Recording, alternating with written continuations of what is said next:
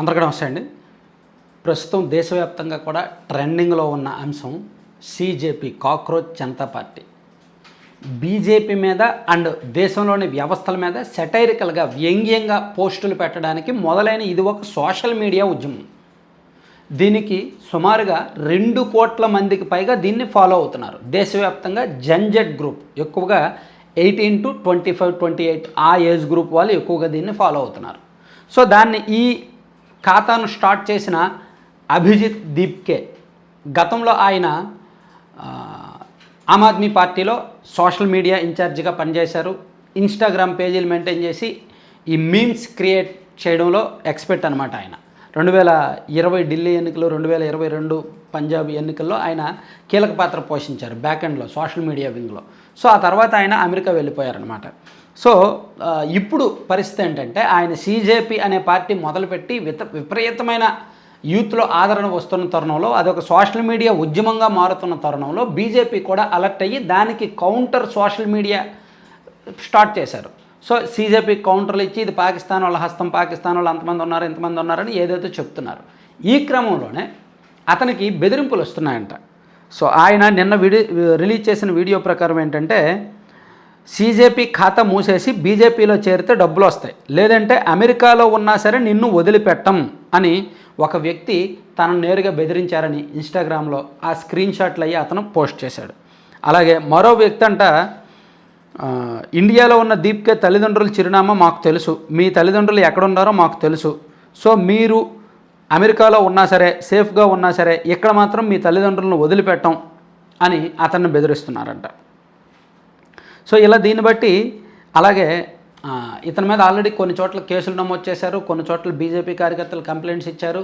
ఇతను next year కల్లా ఇతనికి అమెరికాలో గ్రాడ్యుయేషన్ పూర్తయిపోయి ఢిల్లీ వస్తాం అనుకుంటున్నాడు, ఇండియా రావాలనుకుంటున్నాడు. సో అతను వచ్చిన వెంటనే అతను అరెస్ట్ చేసేలాగా యాక్షన్ ప్లాన్ రూపొందిస్తున్నారనమాట. సో దీనివలన అతను ఒక రకమైన భయాందోళనకు గురవుతున్నారు, ఆయన ఫ్యామిలీ కూడా. ఒక రకంగా సోషల్ మీడియా పేజీ స్టార్ట్ చేశాడు, సోషల్ మీడియాలో కోట్లాది మంది అభిమానులు ఫాలోవర్స్ ఉన్నప్పటికీ ఫాలోవర్స్ రావడం వేరు, వాళ్ళ అభిమానులుగా లేదా తోడు అందించడానికి మద్దతుదారులుగా మారడం వేరు. సోషల్ మీడియా అనేది సోషల్ మీడియా వరకే పరిమితం. నువ్వు వెళ్ళన్నా మేము నీ కోసం ఉంటామంటారు, కానీ జైలుకి వెళ్తే జైలుకి వస్తారా, కేసు పెడితే పోలీస్ స్టేషన్కి వస్తారా, జస్ట్ సోషల్ మీడియాలో కామెంట్ పెడతారు, వీఆర్ విత్ యూ అని, వీ సపోర్ట్ యూ అని, అంతకుమించి ఇంకేమి చేయరు. సోషల్ మీడియా ఉద్యమాలు ఇలాగే ఉంటాయి. సో అందుకే ఇతను భయపడుతున్నాడు అనమాట. సో దీనికి సంబంధించి ఒక ఎక్స్లో షటప్ కౌన్సిల్ అనే ఒక యూజర్ నేమ్ ఉన్న వ్యక్తి రిజర్వేషన్లు, దళితుల సమస్యలు, సామాజిక న్యాయంపై సీజేపీ వైఖరి ఏమిటని దీప్కేని ప్రశ్నించారు. దీనికి దీప్కే, నేను స్వయంగా దళితుడిని, ఇది మీ ప్రశ్నలన్నిటికీ సమాధానం ఇస్తుందని ఆశిస్తున్నారు.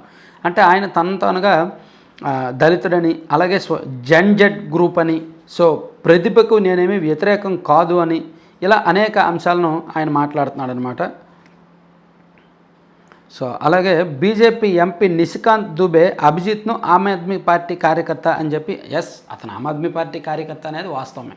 సో ఇప్పుడు ఓవరాల్ విషయం ఏంటంటే, ఈ ఖాతాను సెంట్రల్ ఇంటెలిజెన్స్ సీరియస్గా తీసుకుంటుంది.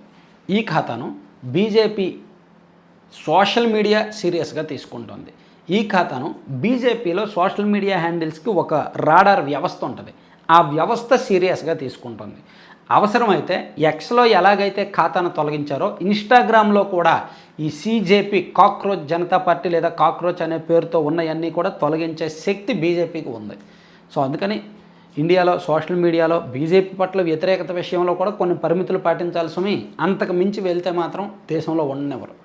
అంతెందుకు, బీజేపీని వ్యతిరేకిస్తూ, నరేంద్ర మోదీ గారిని వ్యతిరేకిస్తూ విపరీతంగా వీడియోలు చేస్తాడు ఆయన పేరేంటి, ధ్రువరాతి. ఆయన ఇండియాకి రాలేడు కదా, ఇక్కడ బీజేపీ గద్దె దిగితే ఆయన ఇండియాకి రాగలడు, లేకపోతే ఆయన ఎక్కడో విదేశాల్లో ఉంటూ వీడియోస్ చేసుకోవాల్సిందే. సో ఇలా ప్రస్తుతానికి దేశంలో ఈ స్వేచ్ఛ ఎలా ఉంది, ఫ్రీడమ్ ఎలా ఉంది అనేదానికి ఇది ఉదాహరణ. అండ్ సీజేపీ వాళ్ళు బీజేపీ మీద పెద్దగా విమర్శలు చేయట్లా, పర్సనల్గా ఎవరిని అటాక్ చేయట్లా, ఏ అధికార పార్టీ మంత్రిని, ఏ కేబినెట్ మంత్రిని, ఏ ప్రధానమంత్రిని, హోంమంత్రిని ఎవరిని పర్సనల్గా టార్గెట్ చేయట్లా. వ్యవస్థలో ఉన్న లోపాలను ప్రశ్నిస్తున్నారు, నిరుద్యోగ సమస్యను లేవనెత్తుతున్నారు, దేశంలో ఉన్న లోపాలు సమస్యలు మీమ్స్ రూపంలో తెలియజేస్తున్నారు. ఈ క్రమంలో మీమ్స్లో నరేంద్ర మోదీ గారి ఫోటోలు వాడుతున్నారు. అదే బీజేపీ వాళ్ళకి నచ్చట్లేదు, నచ్చక విపరీతంగా బెదిరిస్తున్నారు, భయపెడుతున్నారు, తల్లిదండ్రుల అడ్రస్ తెలుసు అంటున్నారు. సో ఒక రకంగా అతను రిస్క్లో ఉన్నట్టే మొత్తానికి.